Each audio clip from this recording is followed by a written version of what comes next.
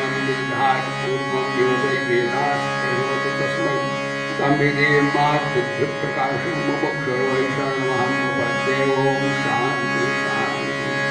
ॐ पार्थाय प्रबोधितां भगवता नारायणेन स्वयं व्यासेन गिरितां पुराणमुनिना मध्ये महाभारतम् अद्वैतामृतवर्षिणीं भगवतीं अष्टादशाध्यायिनीं मम्मत्तामसंधां भगवतीं भगवते नारायणासमारम्भा शङ्कराचार्यमध्यमाम् अस्मदाचार्यपर्यन्तो वन्दे गुरुपरम्परां मनोत्तमां जितेन्द्रियं बुद्धिमतां वरिष्ठं वातात्मजं वानरयूथमुख्यं श्रीरामदूतं शरणं प्रपद्ये।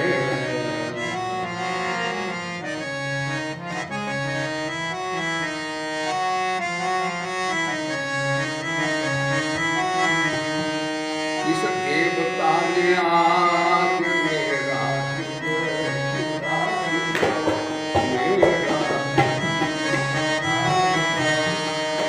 इस देवता ने आज मेरा आ दुनिया की शर्म ना रही तन दुनिया की शर्म ना रही तन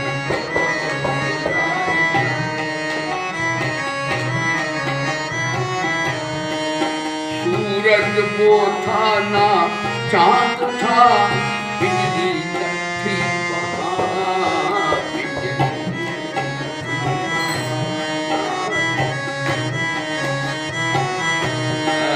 सूरज वो था ना चांद था बिजली थी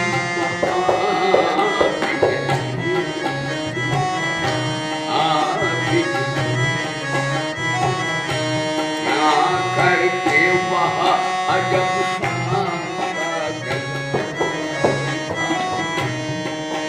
करके वह अजब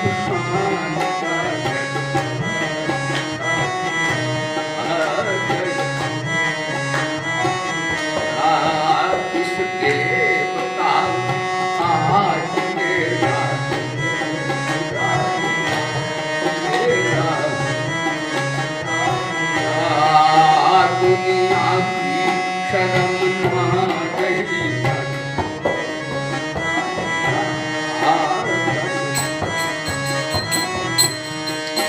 रहता था पास में सदा ले छुपा हुआ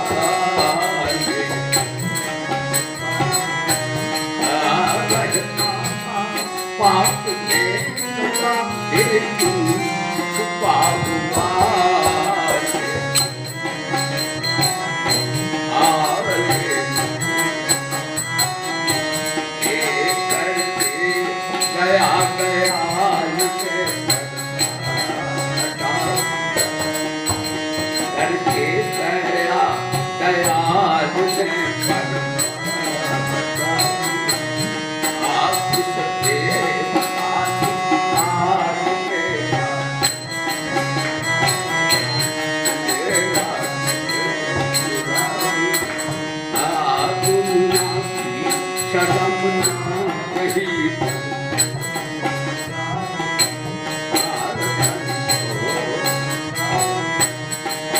करके कसूर माफ जन्म जन्म के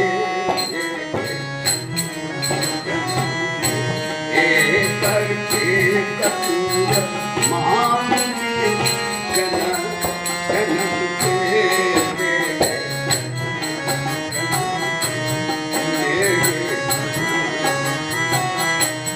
ब्रह्मानंद अपने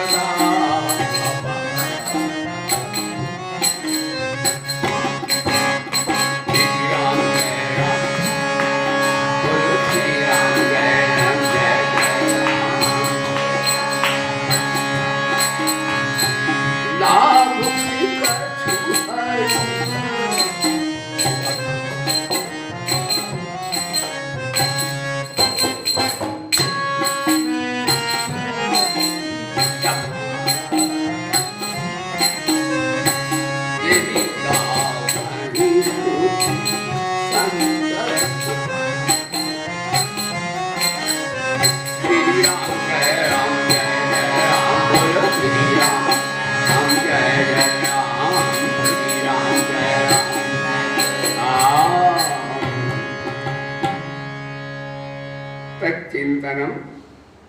प्यारे सज्जनों, हमारे संस्कृत विद्यालय विद्यार्थी छात्रों, प्यारे बच्चों, तत्चिंतनम तत्कथनम मन्यो अन्य तत्प्रबोधनम। यदि मानव जीवन को सार्थक सिद्ध करना है तो जो सदा रहने वाला उसका साथ करो, जो सदा नहीं रहने वाला उससे वैराग्य करो, और सदा रहने वाला उसके साथ अनुराग करो। उसके विषय में शास्त्र कहते हैं, वेद कहते हैं, संतगण कहते हैं, उसका चिंतन करो। वो कैसा है तत्प्रबोधनम, उसका ध्यान करो, उसकी चर्चा करो, उसी को श्रवण करो। तत्चिंतनम तत्कथनम अन्य अन्य तत्प्रबोधनम। और अपने मानव जीवन को सार्थक करो। मानव का अर्थ होता मत्वा कर्माण सीवंतीति मानवाः मनुष्या। जो विचारशील प्राणी है, जो बुद्धि और विवेक के माध्यम से ही संसार के कर्म योग क्षेत्र में आता है, विचारशील प्राणी का नाम मनुष्य है। अब सत्संग प्रारंभ है। सत्य का साथ करने के लिए बहुत सी विधाएं हैं, बहुत से मार्ग हैं। उनमें प्रधानता तीन की मुख्यता है और तीनों तरह की विश्व में प्राणी प्राप्त किए जाते हैं। क्रिया प्रधान, विचार प्रधान और भाव प्रधान। क्रिया प्रधान के लिए कर्मयोग है, जिसे दूसरी भाषा में भौतिक कर्मयोग है, जिसे कहते हैं भौतिक विज्ञान भी कह सकते हैं, कर्मयोग कह सकते हैं, कर्तव्य परायणता भी इसी का नाम। और एक होते विचार प्रधान, इसे के आध्यात्मिक योग भी कहते हैं। अध्यात्म का इसे ये भी कहते, अपने को पढ़ना, अपने को जानना भी कहते हैं। और इसे विचार योग भी कह सकते हैं। और एक योग है, उसे हम कह सकते हैं वह आस्तिक योग है, आस्तिक परायणता है। इसे भक्त योग भी कह सकते हैं, इसे शरणागति योग भी कह सकते हैं। मानव की मुख्य चाह क्या है? सारे संसार के मनुष्य क्या चाहते हैं? मनुष्य चाहते हैं कि हमें समाज में रहने का रस भी आवे और हमें प्यार भी मिले और हमें शांति भी मिले। सत्संग बताता है कि ऐसे साधना करो तो आप, जगत भी आपका हो जाएगा, जगदीश भी आपके हो जाएंगे, और आप करके आत्मा में मस्त हो जाएंगे। ये सत्संग है। कर्मयोग में ये तीन शक्तियां हैं। यदि तीनों ईश्वर में लग जाएं तो योग हो जाएगा, और संसार में लगे तो भोग हो जाएगा। यदि योग तभी बनता है जब उसके सामने हमारा परमात्मा आ जाए, प्रभु आ जाए। कर्मयोग में परमात्मा आएगा, कर्म में परमात्मा हमारे आएगा तो कर्मयोग हो जाएगा। बुद्धि में परमात्मा आ जाएगा तो बुद्धि योग माने ज्ञान योग हो जाएगा। और हमारे भाव में परमात्मा उतरेगा प्रेम में तो भक्ति योग हो जाएगा। बिना परमात्मा के योग बनता ही नहीं। अब आप कहें कि वेदांती तो आत्मा कहते, तो वेदांती भी तो गुरु की शरण जाते हैं। मुमुक्षुर्वै शरणमहं प्रपद्ये, आपका काम आत्मा राम परम निष्काम तत्विद ब्रह्मनिष्ठ गुरु की शरण वेदांती भी जाते हैं। बोले धर्म की जय हो। लेकिन इतना संतों का अनुभव बताते हैं। भाई मैं संतों की वाणी बता रहा हूं। देखो, बिना ज्ञान के प्रेम काम पैदा कर देगा, काम हो जाएगा। और बिना ज्ञान की भक्ति शून्य हो जाएगी। यानी इनका दोनों का अन्योन्याश्रित रूप है।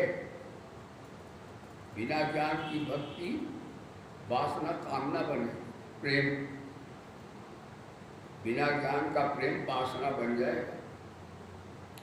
और बिना ज्ञान का प्रेम शून्य हो जाएगा। दो ही बातें हैं, वफा की आत्मा कर देख लो, या तो मेरे बनो या मुझको अपना बनाकर। वस्तुतः भक्ति और ज्ञान दोनों समान है और दोनों एक दूसरे में सामंजस्य है।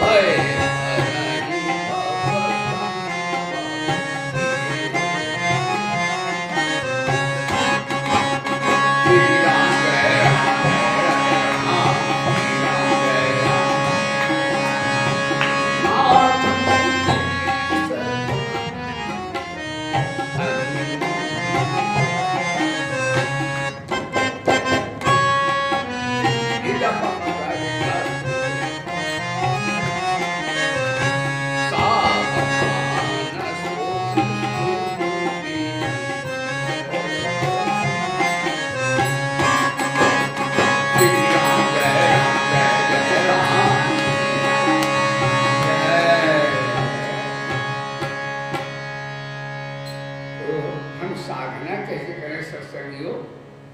तीनों शक्तियों का हम सदुपयोग करें। और मनुष्य की यही चाह, यही मांग है।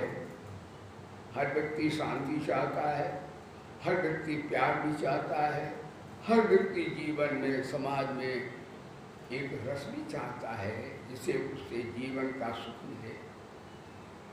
इसीलिए 3 वेदों में 7 कर्मयोग, ज्ञान योग, भक्ति योग। तो कर्मयोग से कैसे सत्संग होगा? कर्मयोग से, कर्तव्य परायणता से हमारा अंतःकरण शुद्ध हो जाएगा। और अंतःकरण शुद्ध हो गया तो वेदांत का विचार ज्ञान आ जाएगा। और भाव प्रधान हुआ तो प्रभु की प्यारी भक्ति आ जाएगी। लेकिन कर्मयोग साधना कैसे करें तब आए? एक तो निष्कामता हो। योग तब बनता है गीता के मतानुसार। बोले गीता माता की हरि ज्ञान चर्चा सुनाती है गीता, हरि ज्ञान चर्चा सुनाती है गीता। कोई द्वैत बुद्धि भगाती है गीता, कोई द्वैत बुद्धि भगाती है। और हरि से सभी को मिलाती है गीता, हरि से सभी को। हरि ज्ञान चर्चा सुनाते है गीता, हरि ज्ञान चर्चा सुनाते है गीता। कोई द्वैत बुद्धि भगाती है गीता, कोई द्वैत बुद्धि भगाती है। और हरि से सभी को मिलाती है गीता, हरि से सभी को। बोलिए गीता माता की। ये ब्रह्म विद्या आप श्रवण कर रहे हैं श्री गीता विज्ञान आश्रम से। बोले सच्चिदानंद भगवान। देखिए तो कर्म करने का एक वेग है। जाना कितने जन्मों का है, करो भोगो, करो भोगो। तो कर्मों की श्रृंखला चलती रहे तो योग कैसे बनेगा? तो गीता कहती समत्वम योग उच्यते। समता विस्तृत होकर आप कर्म करो तो कर्म नहीं होंगे तो कर्म योग हो जाएगा गीता के मतानुसार। लेकिन समता सामान्य साधकों में जो है देर से आती है, सिद्धावस्था है। लेकिन प्रयास करो, जितना सहयोग उतना ही महात्मा हो। सुख दुखे समय कृपा लाभा लाभो जया। जितना आप सह सकते हो उतना ही महात्मा हो। चलो सिद्धावस्था नहीं है, कहते महाराज सुख दुख को जो समझे समान बस योगी वही ना। तकलीफों को जो सहते हैं आराम भी वही बात। सुख दुखे समय कृपा लाभा लाभो जया। तो क्या करना चाहिए साधक को? साधक जितने कार्य करता है वो स्वतः के लिए करेगा तो जड़ता उसे घेर लेगी। जड़ता वेदांती से अविद्या कहते हैं, सुधी जने से जड़ता कहते हैं, भक्त लोग माया कहते हैं। बात एक ही है। तो जब अपने लिए कर्म करते कि मेरे लिए, मेरे परिवार के लिए, मेरे बाल बच्चों के लिए, मेरे समाज के लिए, मेरी जात के लिए, तो जड़ता साथ रहे। कहे मैं तो जीवित रहेगा, मैं माने जड़ता मूर्खता लगी रहे। और यही कर्म जब सबके लिए करो तो तो वेद कहता जो सबके लिए जो विरत है वो महान है। इसलिए सबके हित के लिए जो कर्म किए जाते हैं वह कर्म जो है अहंता ममता के उत्पादक नहीं होते। कर्म करने का राग जो है वो सबके लिए कर्म करने से समाप्त हो जाता है। अपने लिए करने के लिए राग होता है, सबके लिए करने से राग क्या होता है? वो बीत राग ही बन जाता है। कितनी बढ़िया बात। कर्म करते करते राग, कर्मों का राग समाप्त हो जाता। तो इस प्रकार कर्म करते करते भी महाराज जड़ता से संबंध विच्छेद हो जाता है। और एक बात, हाँ, विचार से भी होता है।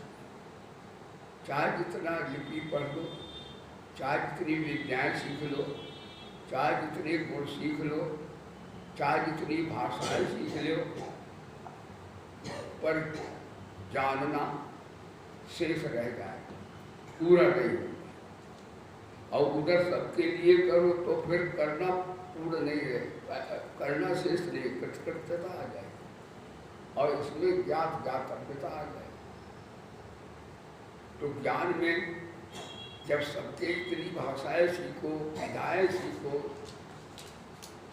और बड़े से गुण सीख लो, कई भाषाएं, कई शास्त्र का ज्ञान सीख लो, तो जानना शेष रहेगा। लेकिन अपने को जान लो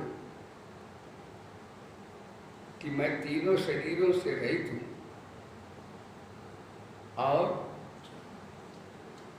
संसार शरीर को मिथ्या मानकर उससे वृत्ति को हटा दो, स्वरूप में स्थित आ जाओ।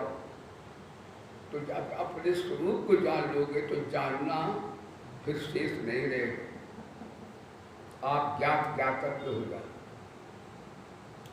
और उसी तरह मानना, सबको मान के रहे, परिवार को माना, विद्या को माना, गुण को माना, बल को माना, ध्यान देना, शक्तियों को माना, पद को माना, तब तक मानना बने ही रहेगा, मानते रहो।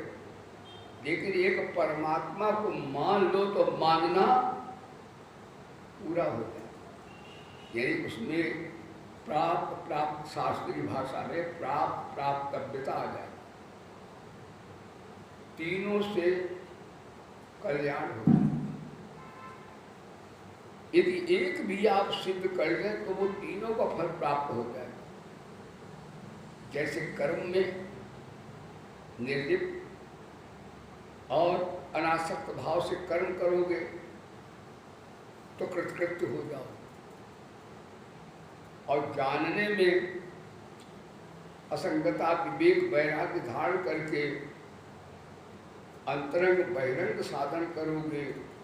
मैं कौन हूँ, कहाँ से आया हूँ, क्या करता हूँ, क्या मेरा स्वरूप है। फिर समदम प्रतितितिक्षा समाधान धारण करके और वेदांत वाक्यों को श्रवण करें, श्रवण मनन निधिध्यासन, तो महाराज आत्मा की ओर वृत्ति लगेगी और वृत्ति भी वेदांत के ज्ञान से निवृत्त हो जाती है। ये तो वाचो निवर्तन्ते अप्राप्त मनसा सह आनंदम ब्राह्मणों विद्वान न विवेक कुशल।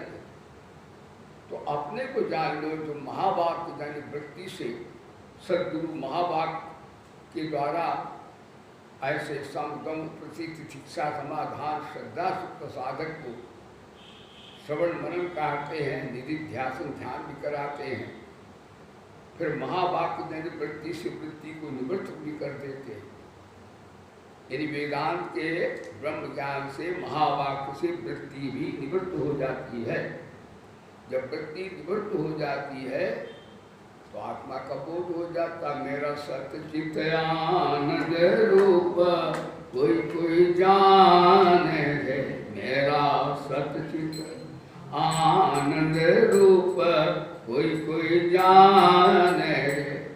जन्म मरण मेरे धर्म नहीं है, पाप पुण्य मेरे कर्म नहीं है। जन्म मरण मेरे धर्म नहीं, पाप पुण्य मेरे कर्म नहीं है। अजय अविनाशी रूप मेरा, अज अविनाशी रूप कोई कोई जाने। मेरा सतचित आनंद रूप कोई कोई जाने। कहते सकल जगत का मैं हूँ सृष्टा, मन वाणी का मैं हूँ दृष्टा, सकल जगत का मैं हूँ सृष्टा। मन वाणी का मैं हूँ दृष्टा, अनुभव सिद्ध अनूप कोई कोई जाने है, मेरा सतचित आनंद रूप कोई कोई जाने है। मैं सच्चिदानंद से रूप हूँ। तुलसीदास बाबा भी कहते हैं,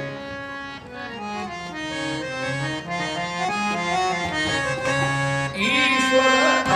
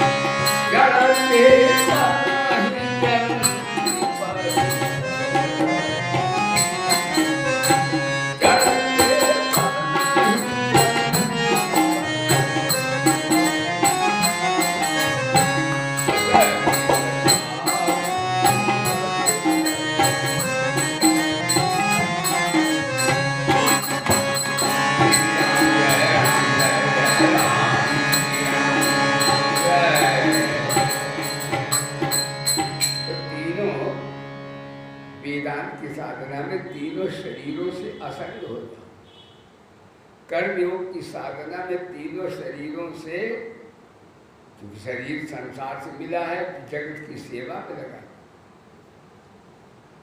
तो महाराज जड़ता समाप्त हो जाए, कृतकृत्य हो जाए।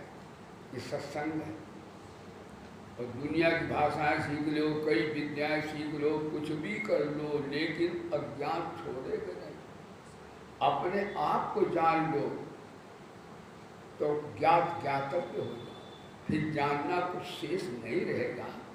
अब जानने के लिए आपको बताया कि वेदांत में 3 तरह की साधनाएं हैं, परंपरागत साधन, बहिरंग साधन, अंतरंग साधन। फिर महापुरुषों के द्वारा महावाक्य जन्य वृत्ति से निवृत्ति, ज्ञात ज्ञातव्य हो जाए। और एक बात अब रही है प्राप्तव्यता की। इसमें तीनों शरीरों से परमात्मा के सन्मुख हो जाए, भगवान के सन्मुख। ध्यान देना,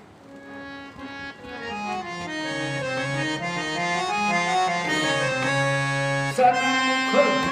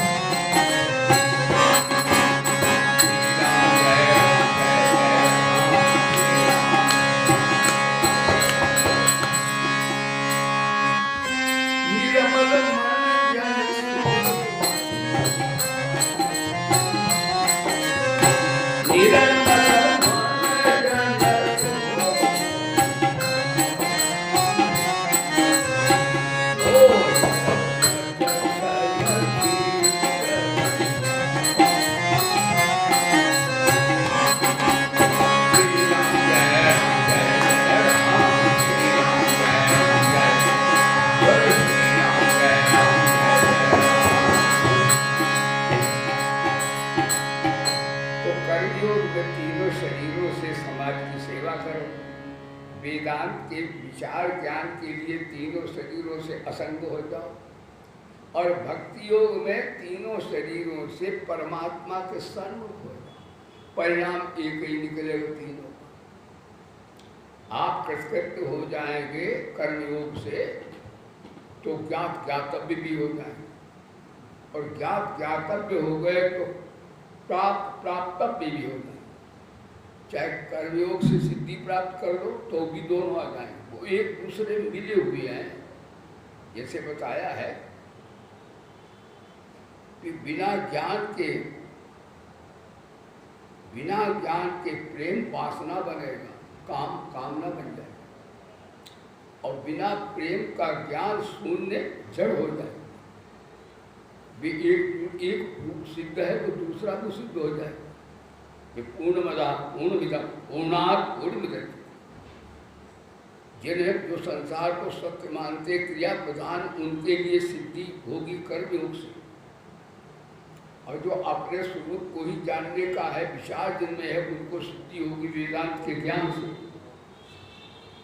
और जो मानते हैं अपने प्रभु परमात्मा को, उनको सिद्धि हो जाएगी परमात्मा के ज्ञान से।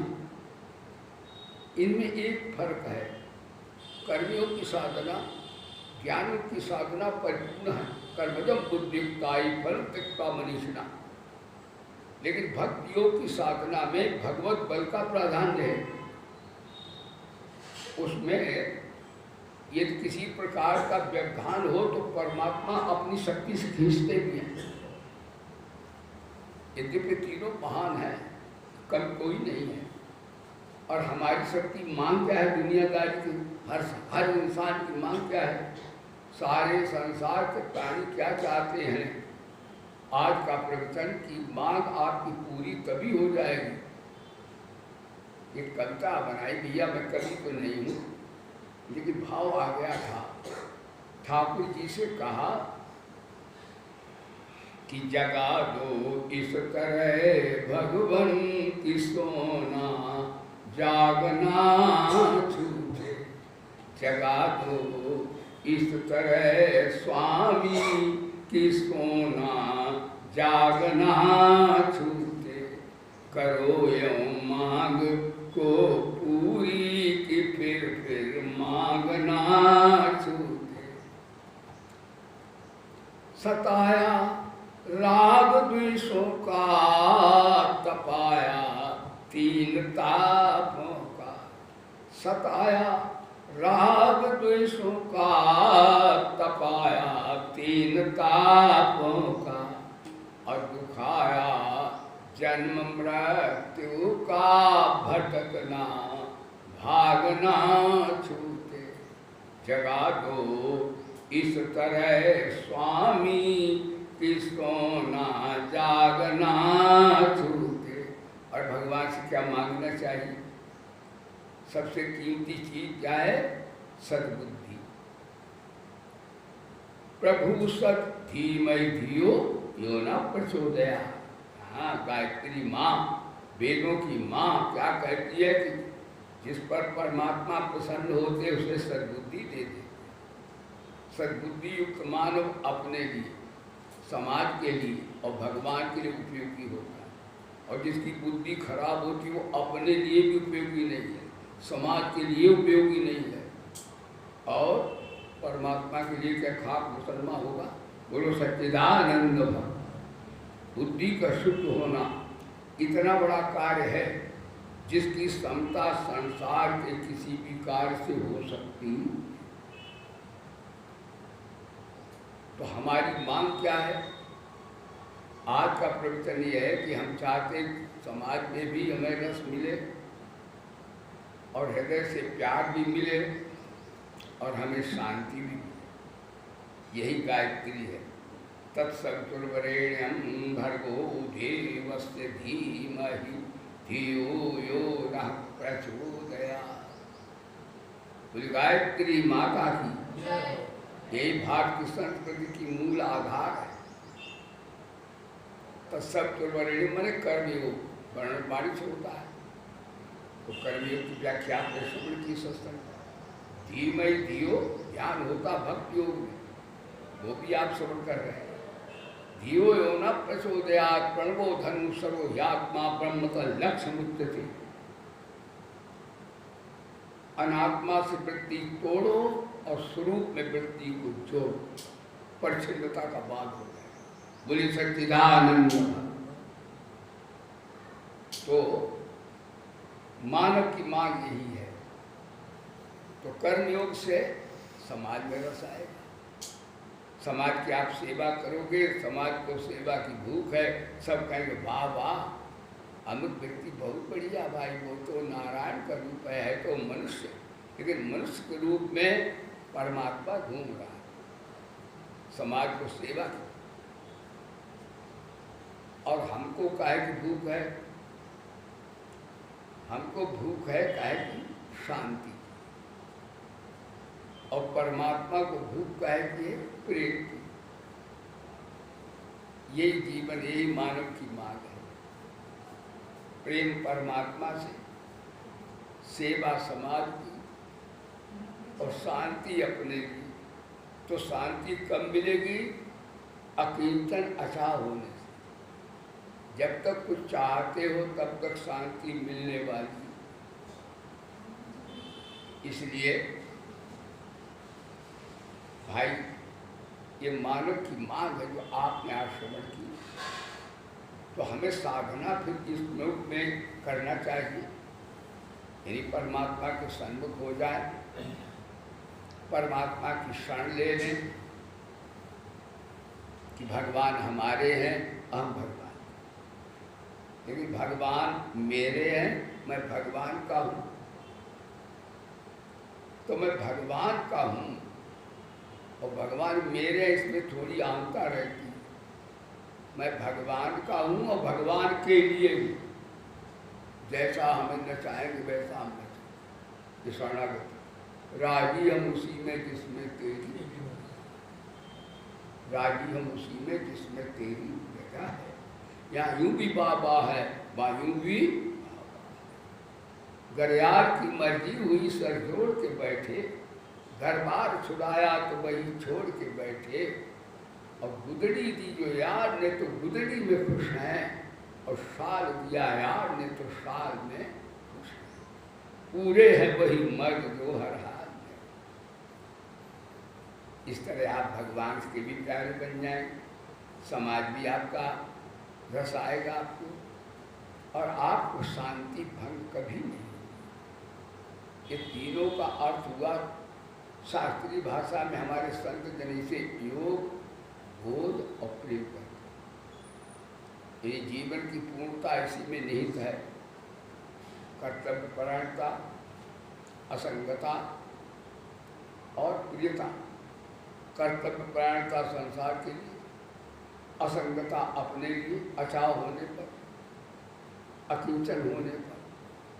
आप कहें अचाह अकिंचन हो जाए तो क्या करें? आप देखो, जो संसारा सप्त आदमी को इस ब्रह्म विद्या को नहीं समझ पाए, लेकिन मेरे से सज्जन बोले कहा गुरु जी अपने लिए, अपने परिवार के लिए, अपने शरीर के लिए, अपने रिश्तेदारों के लिए, अपने घर वालों के लिए, अपनी जात के लिए कर्म करें तो क्या दिमाग खराब है क्या?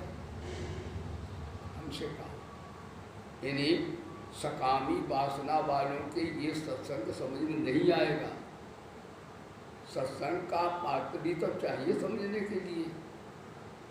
मैंने कहा आप कहते हो कि रोज कहा करो, मैं रोज बोलता हूँ कि सब सुखी हो, सबका कल्याण हो, सबको परम शांति मिले, सबका विकास हो, सबकी प्रगति लौकिक परलौकिक हो। तो क्या हमारे चाहने से हो जाएगी? एक सज्जन बोले। मैंने कि हो जाए चाहे न हो जाए, लेकिन हमारी परिचिता अज्ञान दूर होकर हमारा कल्याण हो जाए। जो लोग नहीं कहते परमार्थ परोपकार, परोपकार में कोई बहुत बड़ी बात नहीं है। परोपकार में अपना ही उपकार होता है। जैसे ये सत्संग है, कोई भूखा प्यासा आया, आपने उसको रोटी खिला दी, आप उसने कहा जय हो, भैया ने हमें रोटी खिलाई, भूखा मर रहा था मैं तो आपने समझा कि मैंने दान दिया है, इसे खिलाया है, लेकिन इस भी सत्संग साधना है, परमात्मा से ऐसे मिल सकते, ऐसी क्रिया से भी ईश्वर मिल जाएगा। यदि आपने इस भाव से खिलाया है, यानी प्रत्येक क्रिया साधना है, उसे साधक अपने साधना परिणत कर दे। उसको आपने खिलाया तो इस बात की दीन है, दरिद्री है, गरीब है, और मैं अन्नदान कर रहा हूँ, तो प्रसन्नता नहीं जाएगी, शुभ कर्म से भी नहीं जाएगी, परोपकार से भी नहीं जाएगी। और आपने इस हिसाब से खिलाया कि मेरे भगवान आए, क्योंकि आप साधक हैं ना, आपके यहाँ ऊँच नीच भावना है नहीं, मेरे भगवान आए और दरिद्री का भेष रखकर आए, मेरे उदारता की परीक्षा लेने प्रभु आए, और उन्हीं की वस्तु हम दे रहे हैं, तो कौन सा हम परमार्थ कर रहे हैं। यदि इस भाव से आपने दिया तो आपका ज्ञान दूर हो जाए, गुरु धर्म की, और नहीं तो अविद्या अहंकार जीवित रहेगा। अच्छा, एक बात है, परोपकार लोग कहते हैं परोपकार ठीक है, संतों का तो स्वाभाविक परोपकार करने का है। देखो संतों के यहाँ सब गौशाला होते हैं, विद्यालय होते हैं, भंडारे चलते हैं, सभी आश्रय लेते हैं, तो संत तो परोपकार करते ही हैं। जो परोपकार करता वही तो संत होता। हाँ, लेकिन परोपकार में अपना उपकार ज़्यादा करते हैं।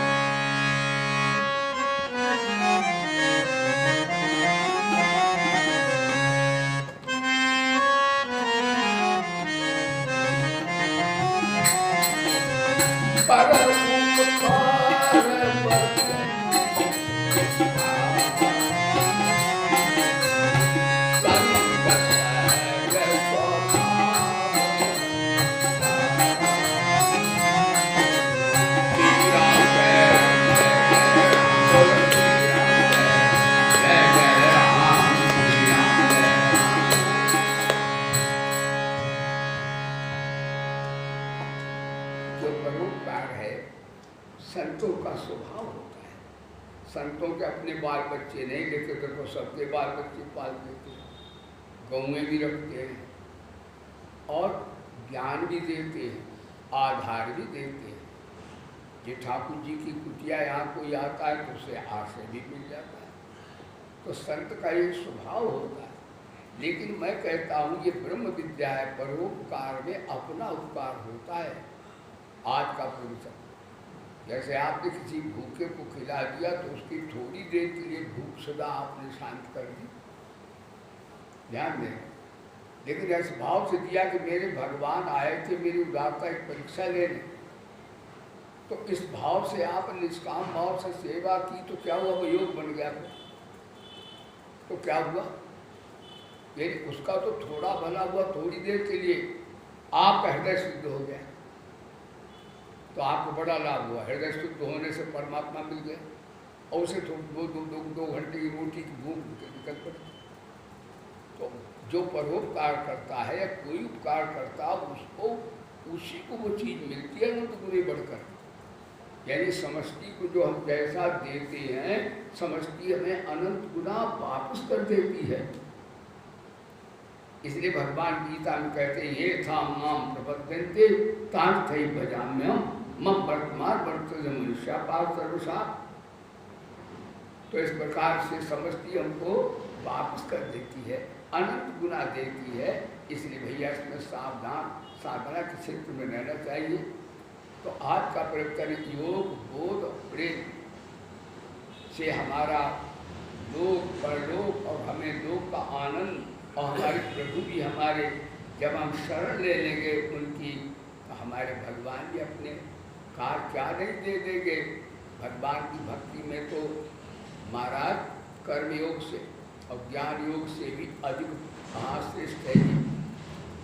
भगवान गीता में कहते हैं कि आप 18वां अध्याय ये भक्ति योग है, इसमें कहते भक्त्या माम भिजानस्ति यावान्यस्ता तत्वतः तथो माम तत्वतो ज्ञाता पुष्टे तदनंतरम। भगवान कहते हैं देखो जो मेरी भक्ति है और उसको इस प्रकार करते हैं, कैसे करते हैं, तो बोले कि भक्ति जो है ब्रह्मभूता प्रसन्नात्मा न सोचती न कांक्षती समा सर्वेश भूतेषु मद्भक्तम लभते पराम, मेरी परा भक्ति को प्राप्त होता है। और भक्त्या मां विजानन्ति, कहते मेरे को जो जानता है उस परा भक्ति के द्वारा वो मुझे परमात्मा मैं जो हूँ और जितना हूँ ठीक वैसा का वैसा तत्व से जान लेता है, तथा उस भक्ति से मुझको तत्व से जानकर तत्काल मुझमें प्रवेश हो जाता है। इसका परा भक्ति माने, देखो भक्ति दो तरह की है, एक अपरा भक्ति, एक परा भक्ति। अपरा भक्ति में सकामता से जो भगवान का भजन करते हैं उसे अपरा कहते हैं, और जो निष्काम भाव से, क्योंकि निष्कामता के बिना कोई साधना परमात्मा की होती ही नहीं, ये ध्रुवसत्य बात है। यानी निष्कामता से ही परमार्थ का मार्ग प्रशस्त होता है। बोले सच्चिदानंद। सकामता भोग है, निष्काम भजन करते हैं। भगवान कहते भी वचन कर्म मन मोर गति, भजन करे निष्काम, तिनके हृदय कमल मोह करो सदा विश्राम। उनके हृदय विश्राम करते हैं। तो तत्वता व्यक्ति का अर्थ होता है हमारे भगवान अनेक रूपों में घूम रहे हैं। ये मनुष्य नहीं घूम रहे, ये हमारे भगवान मनुष्य के रूप में बैठे। ये माया बहन नहीं, ये हमारी सीता जी घूम रहे। सिया राम मैं सब ऐसे सुनते तो रोज सत्संग है, लेकिन भैया आश्रम में एक दूसरे में भगवान को देखो। अपने आश्रम में ही भले बुरे जैसे भी हों, उनका भावना यही बनाओ कि ये भी भाव वाकई भगवान है। आज बुरे होकर भगवान वैराग्य देते हैं, भले होकर भगवान अनुराग देते हैं। हमें अनुराग भी चाहिए, वैराग्य भी चाहिए, दोनों तरह सेवा कर रहे हैं। बोलो सच्चिदानंद। ध्यान दीजिएगा। तो भगवान बोले प्रत्येक देश में ये तत्वता माने ये सारे जीव हैं अनेक, इनमें बैठे भगवान मेरे एक, हर देश में हैं, हर काल में हैं, हर पदार्थ में हैं, सभी में मेरे भगवान बराबर बैठे और सब में बैठे हैं, सब देश में बैठे, सब काल में बैठे और अंतर्यामी हैं तो मेरे में भी बैठे। ये तत्वता देती है। गुरु सच्चिदानंद ऐसे भाव से भजन करते हैं। तो भगवान बोले देखो भक्ति में एक बात है, भक्ति में प्राप्तव्यता होती है, और महाराज इसमें यदि साधना में कोई थोड़ी कमी रह जाए तो भगवान गीता में कहते हैं मैं अपने भगत को पुकार लगाता है मेरे लिए, तो भगत को मैं दिव्य दृष्टि देता हूँ, दिव्यम ददान तेजस्वी, और अन्य लोगों में नहीं है। और भगवान बोले ज्ञान दीपेन भास्यता, बोले गीता माता की ज्ञान ज्योति जला देता हूँ। और कहीं कहीं कहते योगक्षेमम वहां हम। तो आज एक अचूक बात बता दें कि समय हो रहा है। देखो भाई चाहे जितना करो, एक अचूक बात सबसे बढ़िया बात बताने जा रहे हैं कि देखो जब तक शरीराध्यास है तब तक मैं अज्ञान अविद्या जीवित रहे। मैं शरीर हूँ, यहीं से अज्ञान आता, मैं आता। तो इससे क्या होता है, ममता आ जाती, और ममता आती है तो कामना भी आ जाती है। मैं शरीर हूँ तो शरीर के लिए ममता है मेरी शरीर, तो शरीर के लिए कुछ चाहिए भी तो कामना आ जाती है। यदि ममता की बच्ची कामना है तो ममता के होते कभी समता आ नहीं सकती। परमात्मा तो सम है। ममता वाला व्यक्ति पक्षपात जरूर करेगा, वो अपनी जात का हो, अपना हो, अपने घर का हो, उसको थोड़ा ज़्यादा करेगा। लेकिन ये पाप है, सब भगवान के बल में। कौन एक नूर से सब क्यों, कौन भले कौन बनते।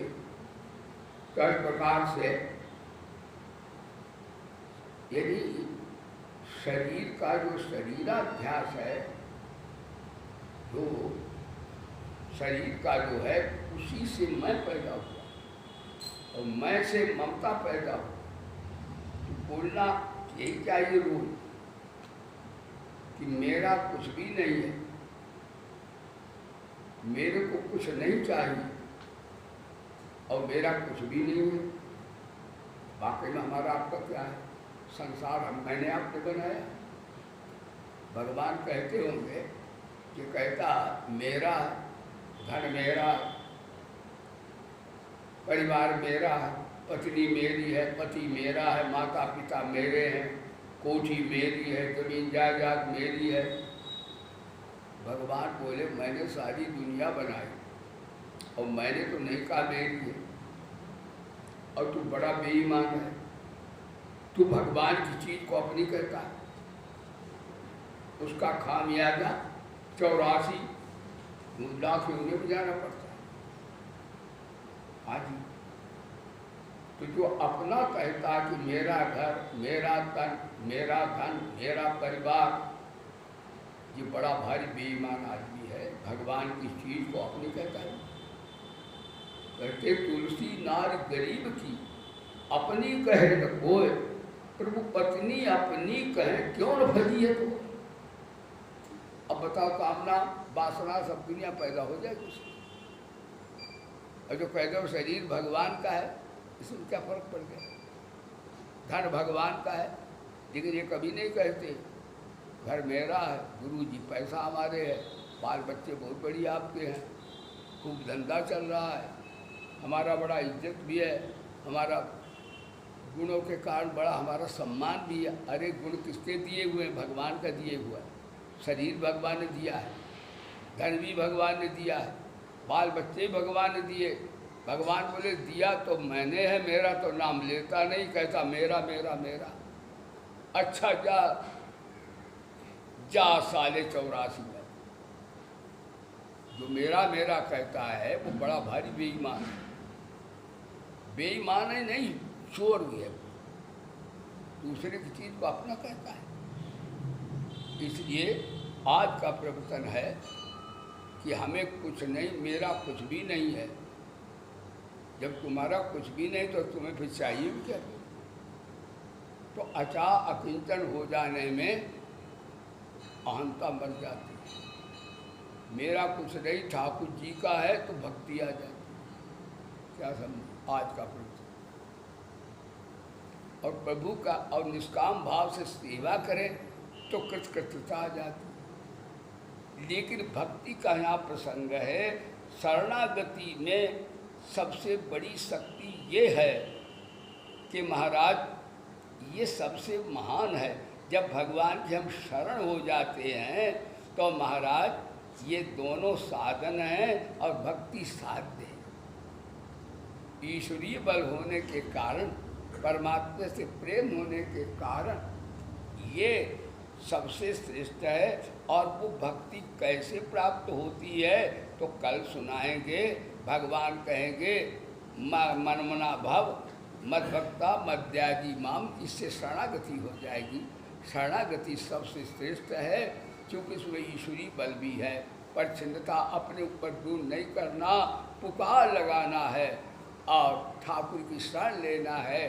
ठाकुर क्या नहीं देते, वो तो अपने भक्तों को देखो, ज्ञान में तो मुक्ति होती है, लेकिन मुक्ति को भी आप न चाहो तो भक्ति हो जाएगी। यदि मुक्ति से भक्ति श्रेष्ठ है, इसलिए भगवान बोले सबसे भक्ति योग श्रेष्ठ है। उसमें ज्ञातुम दृष्टुम प्रवेशतुम परम। अनन्य भक्ति से वेदांत का ज्ञान प्राप्त होता है, जीने की कला आ जाती है और भगवान भी बस में हो जाते हैं। लेकिन कैसे होते हैं ये आज ही बता दूं तो कल कौन आएगा? बोले गीता माता की प्रेम से बोले वेद भगवान की, धर्म की अधर्म का प्राणियों में और विश्व का। हर हर महादेव, जय जय श्री राधे। सर्वे भवन्तु सुखिनः, सर्वे सन्तु निरामयाः, सर्वे भद्राणि पश्यन्तु मा कश्चित् दुःखभाग् भवेत्।